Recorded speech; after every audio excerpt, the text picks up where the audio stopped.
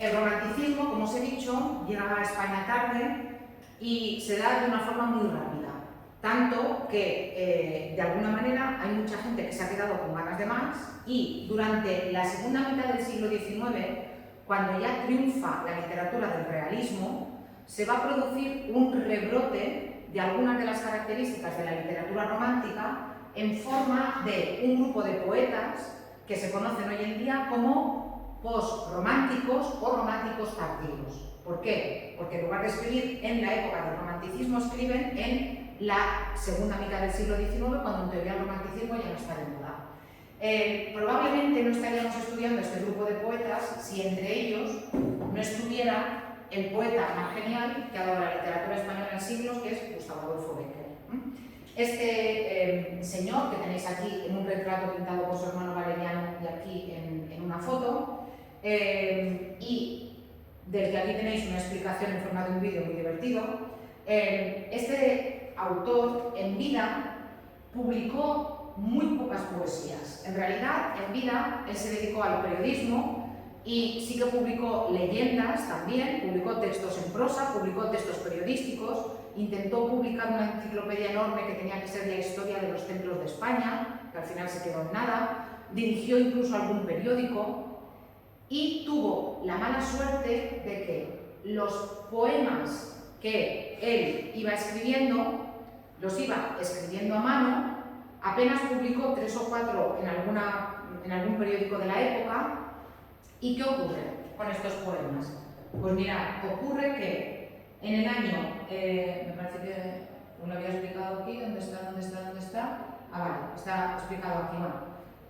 Luego os explico qué es lo que pasó, ¿vale? Pero mirad, estos poemas, después de la muerte del autor, se publicaron con el nombre de rimas.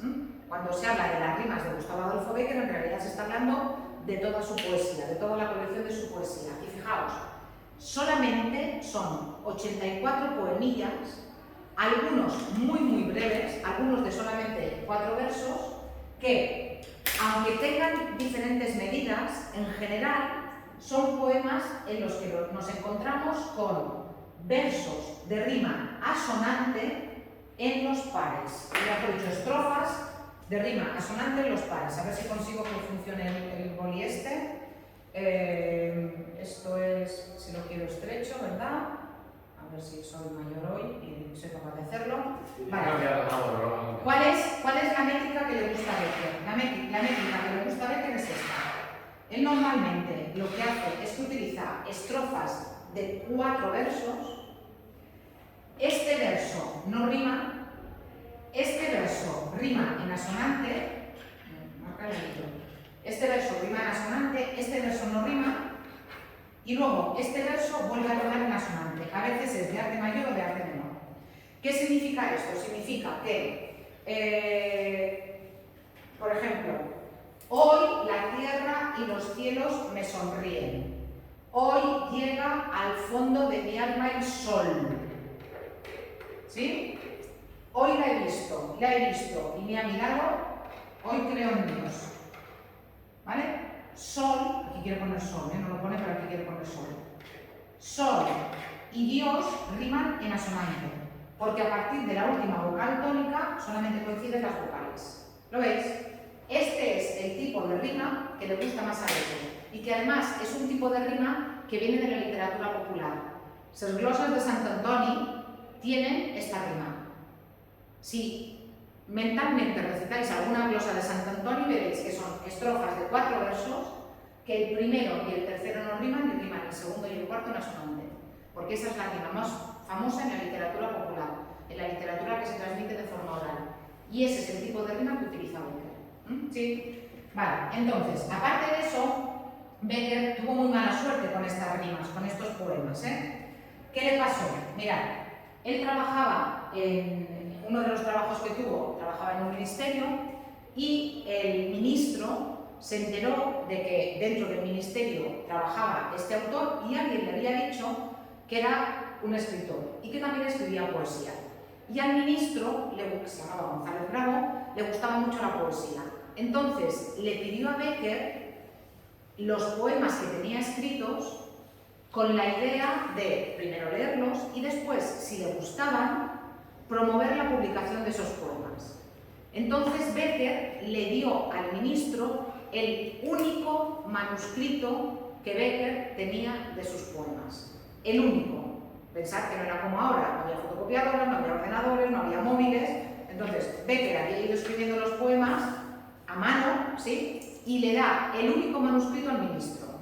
Con tan mala suerte que en el año 1868 hay una revolución que se llama la Revolución Gloriosa, que es la que echa a Isabel II de España, y luego se va a promover la Primera República, echa a Isabel II y los revolucionarios entran en casa del ministro, arrasan con todo lo que está en la casa del ministro, queman, destrozan y se pierde el único manuscrito original de las rimas de Bécquer. El único. ¿Qué va a hacer Bécquer entre 1868, cuando ya ve que el manuscrito está perdido, y 1870, que es cuando muere? Va a intentar recordar de memoria las rimas que estaban en el manuscrito original.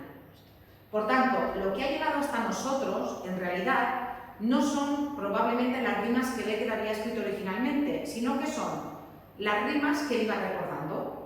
El cuaderno, que era un cuaderno de contabilidad, donde Bécquer iba recordando estas rimas, se conoce hoy en día como el libro de los gorriones, está en la Biblioteca Nacional, en fin, no se puede consultar, lo tienen ahí en una caja fuerte de estas, Se conoce como el libro de los gorriones, ¿por qué? Porque él, mientras iba recordando las rimas, esto que hacemos algunas veces de que cuando vamos, antes lo hacíamos mucho cuando hablábamos por teléfono, que tenías un papel y ibas escribiendo al lado, ibas dibujando, pues él mientras va recordando las rimas, va dibujando. ¿Y qué dibuja? Fundamentalmente pajaritos. También Bécquer dibujaba también muy bien, como su hermano, tenía una vena artística ahí. La cuestión es que se conoce como el libro de los gorriones, pero Bécquer muere en el año 1871 sin haberlo publicado. Muere también muy joven, tiene una neumonía, una pulmonía, pero además tenía la salud muy quebrantada porque había tenido sífilis. Había tenido una enfermedad de transmisión sexual que en aquella época no se curaban. La cuestión es que muere muy joven y cuando él muere deja mujer y 3 hijos en muy mala situación económica y sus amigos deciden coger las rimas que él había ido recordando y que él había ido anotando en el libro de los gorriones, en este cuaderno de contabilidad en el que dibujaba pajaritos, y deciden publicar esas rimas para ver si sacaban algo de dinero para la mujer de Bécquer. La cuestión es que el libro se convierte en un éxito absoluto. O sea, Bécquer no lo vio en vida. Él pensaba que nadie lo leería en el futuro. Él pensaba, de hecho, tiene un poema que tenéis aquí, un fragmento que tenéis aquí el poema escrito en el apartado D, que dice: donde habite el olvido, allí estará mi tumba. Es decir, cuando yo me muera no me va a recordar nadie, mi memoria va a ser olvidada. Mentira, fijaos, 150 años después seguimos nosotros hablando de Bécquer, y no sé cuántos años más seguiremos hablando de Bécquer. Esto parece como lo de la Coca-Cola, que te había vendido la Coca-Cola, o sea, decía que no, y aquí... Bueno, la cuestión, ¿qué hacen los amigos? ¿Qué es lo que hace que el libro sea todavía mejor? ¿Qué hacen los amigos? Los amigos tienen muy buen ojo y lo que hacen es que, ordenan los poemas. En lugar de publicarlos, así como Bécquer los fue recordando, lo que hacen los amigos es que los colocan temáticamente. No me acuerdo dónde está. Temáticamente. Está aquí escrito. ¿Qué hacen? En la primera parte incluyen los poemas que reflexionan sobre qué es la poesía, qué es la inspiración, qué es el poeta, haciendo una especie de introducción a lo que vendrá después. A continuación, ¿qué hacen? Una segunda parte en la que tratan del amor, pero del amor correspondido, del amor feliz, del proceso de enamorarse y de cuando después la otra persona te corresponde. En la tercera parte, lo que hacen es que hablan del desengaño, del amor no correspondido. Y en la última parte, lo que hacen es tratar temas existenciales. ese poeta que ha estado enamorado y que ha sido engañado y que lo ha pasado tan mal, está enfermo, está solo, no tiene ganas de vivir, está desesperanzado. ¿Sí? De forma que los amigos lo que hacen es que el libro se lee como si fuera una historia de verdad, como si fuera una historia de amor y como si fuera una historia de vida. Pero porque ellos han ordenado los poemas así, porque en realidad cuando tú lees los poemas, tú ves que allí no hay una historia de amor, hay como mínimo 4. Sale una mujer que tiene los ojos azules, una mujer que tiene los ojos verdes, una mujer que tiene los ojos negros y luego una mujer que lo cuida cuando está enfermo, que es su mujer. Las otras 3 son mujeres de las que Becker se enamoró y bueno, en fin, algunas le salieron un poco ranas y otras el rana fue. Claro, cuando tú lees las rimas, tú lo puedes leer como una historia de amor, pero en realidad ves que en un momento dado hay una historia de amor en la que ellos 2 se separan porque ninguno de los 2 es capaz de pedir perdón, porque los 2 son muy orgullosos y ninguno es capaz de dar el primer paso. Pero luego hay otra parte donde en realidad lo que te está contando es que ella lo engaña y que a él se lo dice alguien que ella le engaña. Y tú dices, a ver, ¿en qué quedamos? ¿Se han separado porque son orgullosos o se han separado porque ella le engaña? En realidad está hablando de 2 historias de amor diferentes, pero los amigos lo ordenan como si fuera una sola historia de amor. Por eso a veces, si tú lo quieres leer como si detrás solo hubiera una mujer, tú dices, ¿en qué quedamos? ¿Le cambia el color? Que ya había lentillas en la segunda mitad, lentillas de colores en la segunda mitad del siglo XIX, no. Evidentemente no había lentillas en la segunda mitad del siglo XIX, pero no hay una sola historia de amor, sino que hay 4 mujeres detrás de las rimas de Becker. Pero ¿qué ocurre? Que cuando tú lo lees efectivamente como si fuera una historia de amor. Y entonces te parece maravilloso. Y además, Becker tiene algo, fijaos, Becker tiene algo que hace que sus rimas sean muy fáciles de entender. Cuando uno lee a Becker, es como lo que Becker cuenta, a mí también me ha pasado. Lo que Becker me está diciendo, yo no sería capaz de decirlo tan bien, pero es que lo dice muy bien y lo dice de una forma muy breve. Fijaos, por ejemplo, en esta rima que os he citado antes. Hoy la tierra y los cielos me sonríen, hoy llega al fondo de mi alma el sol. Hoy la he visto y me ha mirado, hoy creo en Dios. Esta rima está en la segunda parte, en las del amor correspondido. Fijaos aquí, o sea, ellos 2 se han visto por la calle, en ese momento él y ella han cruzado sus miradas y él está absolutamente en éxtasis simplemente porque ella lo ha mirado. Más adelante va a haber otra rima que es: por una mirada, un mundo, por una sonrisa, un cielo, por un beso, yo no sé qué te daría por un beso. O sea, aquí como que me mires, pero luego ya más adelante como que me beses. Luego más adelante se enamoran, bailan juntos, incluso se acuestan juntos, porque tiene alguna rima donde él describe cómo se despiertan juntos por la mañana, pero nos encontramos después con esta rima. Asomaba a sus ojos una lágrima y a mi labio una frase de perdón. Habló el orgullo y se enjugó su llanto y la frase en mis labios expiró. Yo voy por un camino, ella por otro, pero al pensar en nuestro mutuo amor, yo digo aún, ¿por qué caí aquel día? Y ella dirá, ¿por qué no lloré yo? Es decir, este es el momento en el que se separan. Y fijaos en la situación. Ella está a punto de llorar. Él está a punto de pedir perdón. Pero ella se seca el llanto y él se calla. Porque los 2 son orgullosos.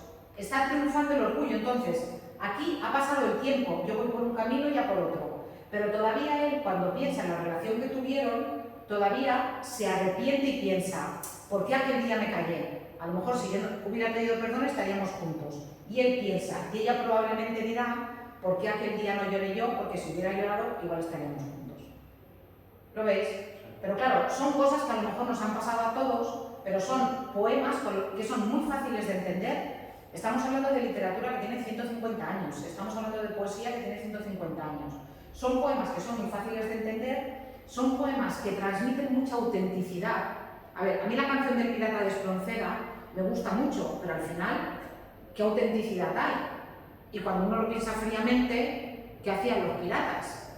Entonces, delinquir, robar, asesinar, violar, matar, torturar, en fin, como modelo de vida, ya os digo yo que no cuadra mucho. Pues eso te han dicho que tienes que no pirata. Claro, efectivamente, es que viene de eso. Alguien Alguien que te engaña, alguien que te roba, alguien que te hace la 314. Vale, en el caso de Becker eso no pasa, porque la poesía de Becker es una poesía con la que es muy fácil sentirse identificado, ¿sí? Entonces, mi consejo es que leáis estos textos que tenéis aquí. Además de todo eso, tenéis aquí un vídeo. Este vídeo es un vídeo bastante largo, dura 1 hora o una cosa así. Pero es un vídeo en el que se explica muy bien la vida de Becker y se cuentan muchas cosas también sobre su relación con su hermano, sobre lo que le pasó, y hay muchos poemas de Becker recitados en este vídeo. Además, también se hace alusión a otros textos de Becker. Becker no solo, como os he dicho, no solamente escribió poesía, también escribió,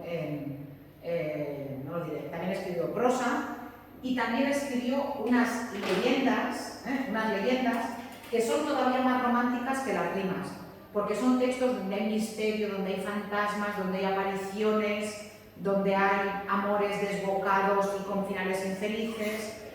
Aquí también tenéis, si clicáis aquí también os envía una página donde os explica lo que es una leyenda, Pero yo os voy a preguntar sobre todo por las rimas de Becker. Entonces, miraos bien todo esto, leed bien esto y mirad el vídeo que tenéis a continuación, ¿vale? Venga, para terminar ya con la literatura del tema, porque la semana que viene os recuerdo que es... la última clase que con algún paso general o seguir. No, por eso, no, a eso voy. La semana que viene es la última clase. Sí.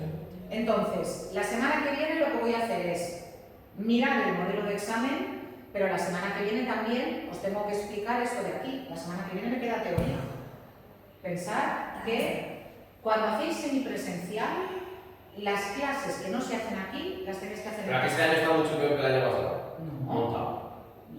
Yo encuentro que sí. Porque hacer las 2 horas de lengua y hasta la semana que viene no la vuelvo a ver. Vale, pero eso no significa nada. Yo hacía lo mismo el año pasado que Sí, pero lo das conjunto todo el mismo día. Y es Lo diferente. mismo. Yo, por ejemplo, se me olvida la semana que viene.